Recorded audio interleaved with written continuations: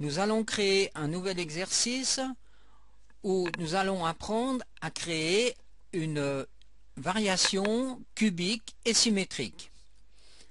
Alors, j'ai un premier Olon, je lui donne une échelle de 33.33 sur x, y, z, que je positionne, vous voyez ici, en moins 50 suivant l'axe des x, en moins 50 suivant l'axe des y et en 50 suivant l'axe des z.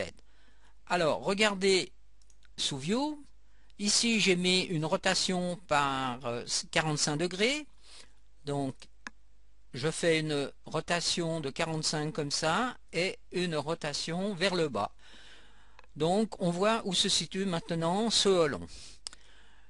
J'en fais un clown que je positionne cette fois-ci en 0, moins 50 et 50. Je continue, je refais un clown que je positionne en 50 pour x, en moins 50 pour y et en 50 pour z. On voit donc ici comment les Olons se positionnent. Alors je continue, je refais encore un clown, je mets moins 50 pour x, 0 et 50. Donc voilà ce que vous obtenez au final. Donc vous avez 20 Olons pour constituer ce cube.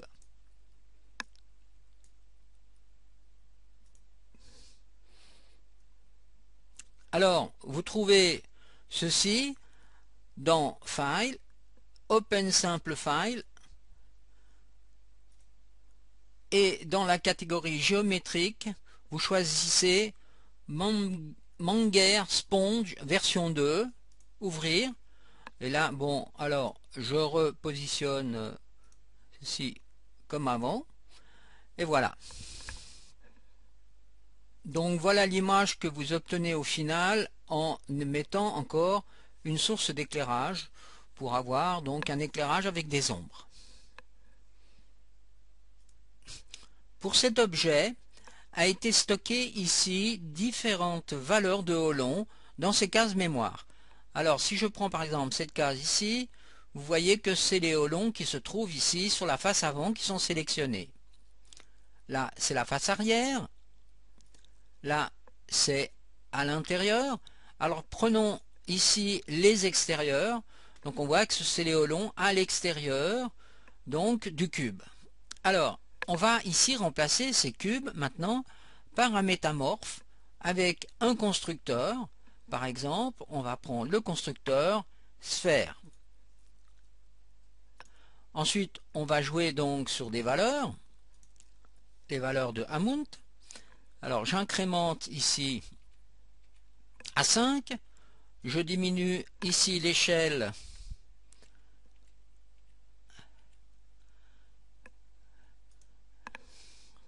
j'augmente encore le Hammond à 20. Alors là, bien sûr, on fait des essais.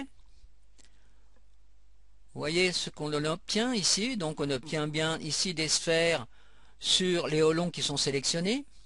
Ils ont été donc modifiés par cette métamorphe. Ensuite, ce qu'on peut faire, par exemple, c'est aussi diminuer l'échelle de ces Olons. Alors, je vais diminuer cela à 20, par exemple, sur X, Y, Z. Et voilà, j'obtiens une nouvelle figure grâce à cette technique. Alors, faisons un rendu. Et voilà. Donc, on voit ici qu'on a ces sphères qui se positionnent donc sur les Olons qui ont été sélectionnés.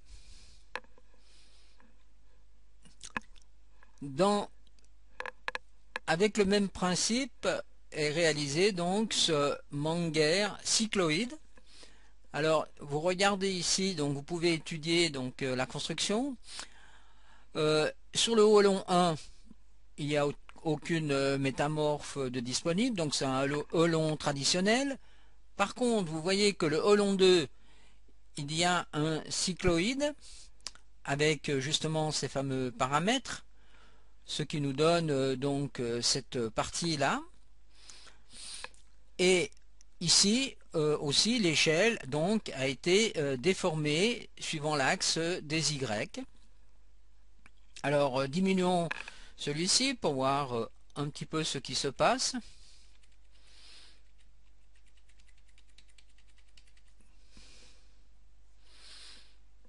Voilà, on voit que ici le cycloïde est beaucoup plus petit. Donc la conception est assez simple. On utilise donc le même principe avec des holons disposés en forme de cube. Et ensuite on choisit les holons que l'on veut transformer. Donc voilà, le holon 4 est aussi transformé. Et ainsi de suite. Donc là, le holon 21, c'est celui-là. Ce holon, en somme, est constitué ici, pour faire le sol, d'un holon donc, qui a ses dimensions ici, là, avec un métamorphe du style constructeur plan sur l'axe des Y, avec donc ces valeurs, et un autre constructeur ici qui est, non, ce n'est pas un constructeur, une autre catégorie, donc on rajoute du bruit sur ce plan, tout simplement en choisissant ici bruit et de nouveau sur le plan Y. La coloration est faite ici, à cet endroit, pour les différents holons.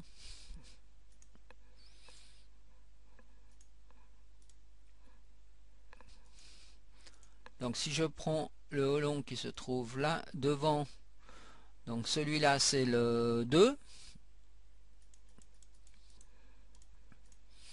Voilà, il a ses couleurs. Alors changeons, mettons une autre, mettons carrément quelque chose de différent.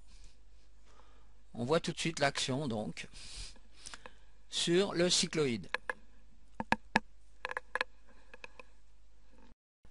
Le logiciel Xenodream est aussi capable, bien sûr, de faire des fractales. Alors, des fractales du type Julia. Alors ici, nous en avons un exemple que nous allons étudier par la suite. Mais avant tout, vous pouvez vous intéresser à la technique, donc, ou plutôt à la théorie des fractales.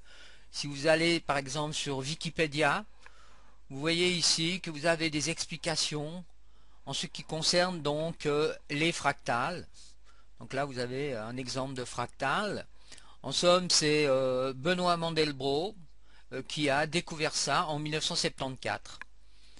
Ce sont des mathématiques. Là vous avez donc le principe de la construction justement. Vous voyez que là on subdivise systématiquement. Vous voyez là il y a un très bon petit exemple. Voilà le principe de la construction, par exemple, d'une courbe de von Korch. Donc là, vous avez toute une bibliographie aussi, si jamais. Vous avez les types de fractales donc, qui ont été découvertes. Voilà, forcément, c'est très mathématique et assez complexe. Et d'ailleurs, ça utilise aussi forcément les nombres complexes et les imaginaires. Vous voyez comment on peut aussi créer de la fougère ou des arbres. Tous les domaines d'application donc qui utilisent les fractales. Ah non, nous venons de voir précédemment justement l'éponge de Menger qui est ici. Donc voilà pour ceux qui vraiment s'intéressent un peu plus et veulent approfondir les mathématiques. Alors nous allons construire notre première Julia, mais en 2D, donc sur le plan XY. Alors pour cela, on part d'un simple holon dont on met l'échelle à 100.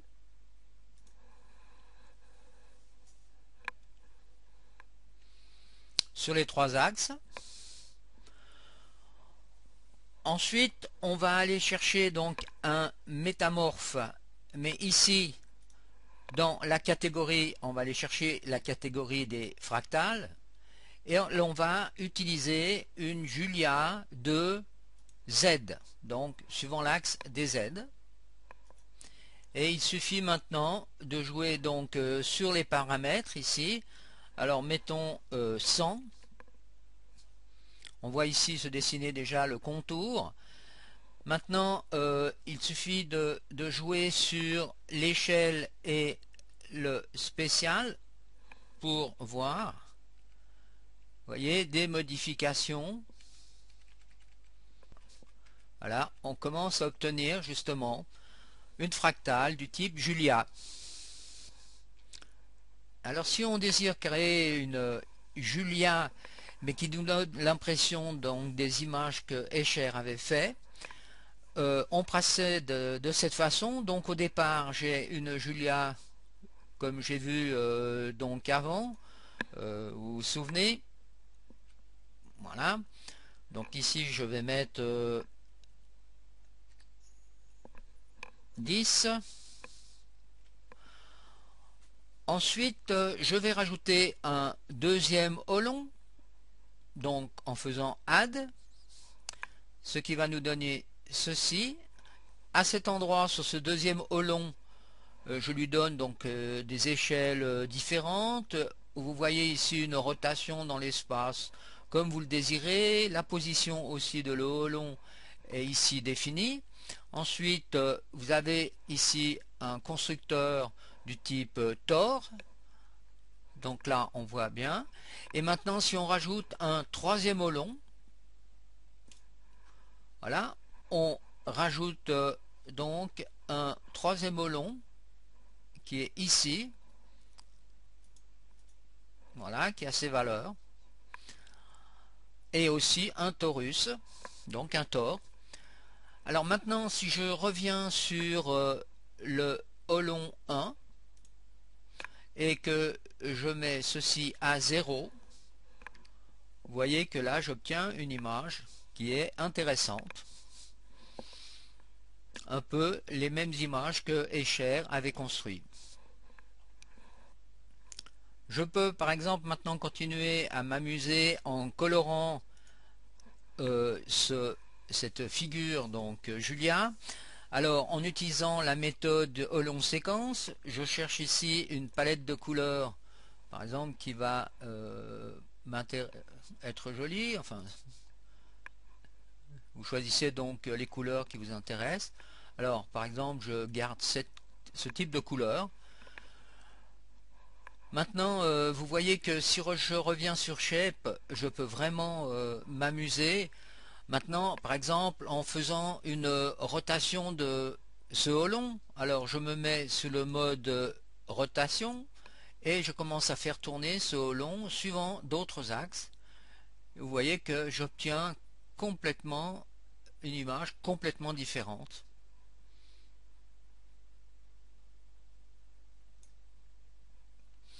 On peut faire la même chose sur celui-ci.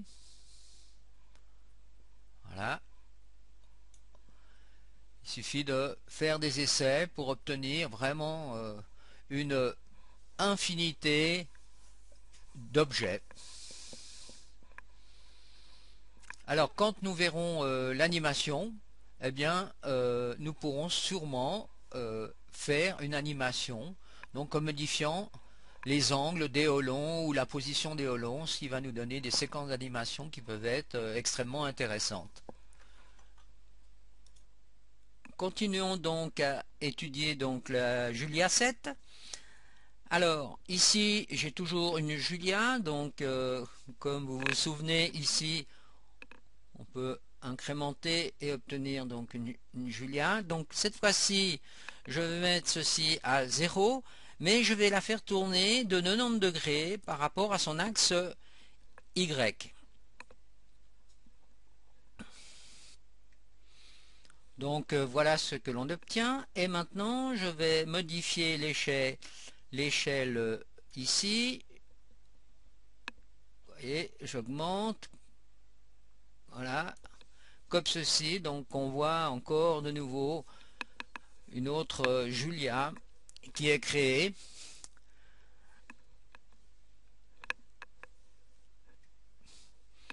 Ensuite, donc pour la beauté de la figure, on peut rajouter, vous voyez ici, un deuxième olon, là, au centre, donc avec ses valeurs. Et là, on a ici donc un tore comme olon. Si maintenant je désire créer une fractale quaternion, eh bien je vais donc toujours avoir un olon de base, et ici dans le style je vais sous fractal et je choisis quat 2, voyez, et ici avec ces paramètres on obtient ce type de nouveau de fractal. Et ensuite on peut encore rajouter donc un olon, voilà, et sur ce olon ici vous voyez qu'on a de nouveau rajouté un tore.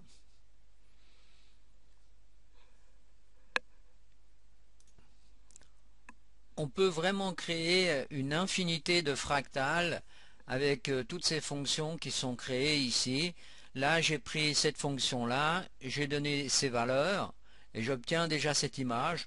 Ensuite imaginons que on va mettre un deuxième métamorphe par-dessus, on va mettre un deuxième métamorphe au-dessus du premier. Je prends un Julia 2Z et vous voyez on a une déformation et de nouveau un nouvel objet. Alors faisons un render new. Je choisis ce type d'éclairage que j'applique et voilà, de nouveau une nouvelle construction. Donc ce logiciel est vraiment infini. Alors là je vais vous montrer une méthode que j'utilise pour étudier justement un nouvel objet, une nouvelle fractale. Donc je l'ai téléchargé dans Open Simple File Mobility, c'est un anneau de Möbius un petit peu, catégorie fractale. Je fais ouvrir, je stocke ceci donc dans cette mémoire. Ensuite je désélectionne tous les olons et puis je vais sur l'olon 2 que je delete, je le stocke. L'olon 3 je le delete, je stocke, et olon 2 delete et je stocke.